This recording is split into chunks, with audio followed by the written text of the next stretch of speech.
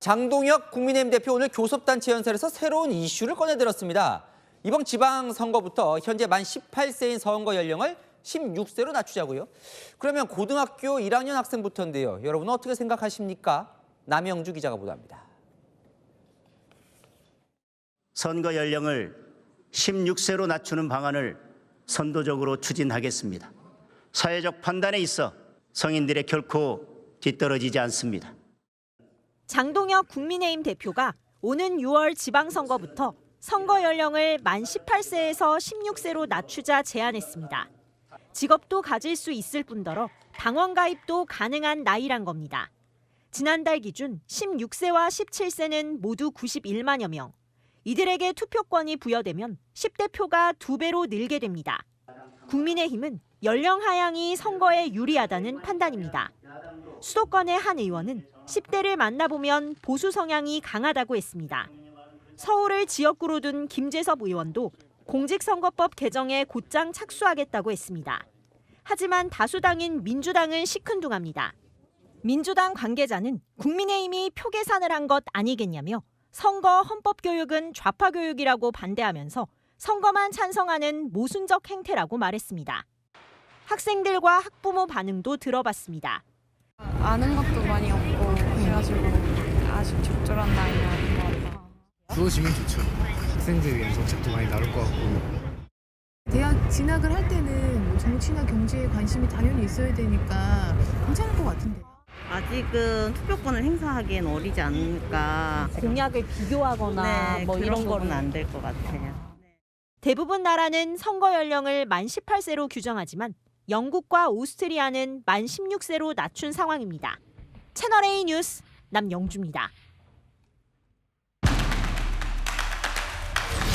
이 아는 기자 정치부 손인혜 기자 나왔는데요. 만 16세.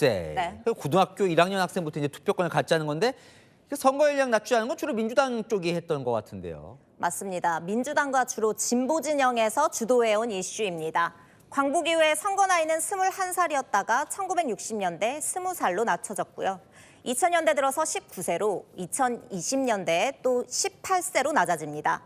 2000년대 이후 보수 정당은 건건이 반대해 왔었는데요.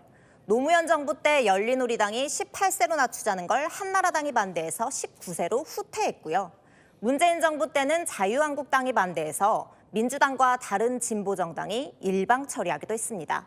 그때 보수 정당의 논리는 교실의 정치화, 그러니까 고등학교 교실이 선거판으로 전락하라는 거였습니다. 네, 그런데 이번에는 왜 들고 나온 거예요, 그럼? 네, 장동혁 대표 오늘 2가지 이유를 들었는데요. 먼저 젊은 세대도 충분히 똑똑하다. 전 세계에서 가장 높은 수준 교육받는 만큼 사회적 판단력 있다는 거고요. 또 지금도 16세 이상이면 정당 당원도 될 수 있는데 선거권 못 가질 이유 없다는 겁니다. 잠깐, 이 16세부터 진짜 지금 당원이 되는 겁니까? 네, 많은 분들이 생소하게 느끼실 수 있을 것 같은데요. 2022년 정당법 개정으로 당원 가입 나이가 18세에서 16세로 낮춰졌습니다. 당시 정교조와 시민단체에서 청소년도 정치 참여 기회를 주자고 주장하면서 논의가 시작된 건데요. 다만 당시의 선관위가 법정 대리인, 그러니까 부모의 동의가 필요하다는 조건을 달면서 문턱은 다소 높였습니다. 국민의 입장이 달라진 속내가 따로 있겠죠. 네, 가장 중요한 거는 이제 표에 유리하다고 판단한 거겠죠. 10대 후반 지지층이 보수화됐다는 판단을 하고 있습니다. 진짜 유리한 거예요, 국민의힘에게? 네, 최근 여론조사를 보면요. 그런 추세가 명확하게 보입니다. 10대를 따로 조사하진 않고 20대 이하로 묶어서 조사하긴 하지만요. 이번 주 나온 조사를 보면요. 전체 지지율에선 국민의힘이 뒤처지지만 20대 이하에선 큰 차이로 앞서거든요. 장 대표가 이번 지방선거부터 적용하자고 나섰는데요. 역대 서울시장 선거에서 가장 박빙이었던 때의 격차를 보면은 이 2만여 표 차이밖에 안 나거든요. 서울에서 16, 17세 인구는 14만 명이 넘습니다.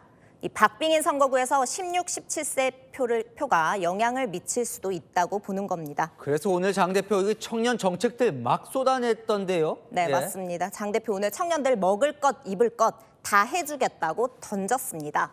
대학생들은 아침밥 지원해주는 1,000원의 아침 삼시세끼로 넓히겠다.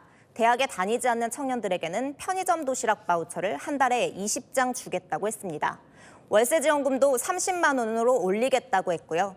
이 청년 표심이 불리하지 않으니까 더 끌어모으겠다는 겁니다. 근데 중요한 건 지금 장 대표 저 얘기들이 네. 되는 거예요? 네, 그게 제일 중요하죠. 선거 연령 낮추는 거는 법 개정 사안입니다. 민주당이 반대하면 못하죠. 진보당은 오늘 찬성한다고 했지만요. 민주당에서는 무반응, 시큰둥한 분위기입니다. 민주당도 선거 유불리 따지겠죠.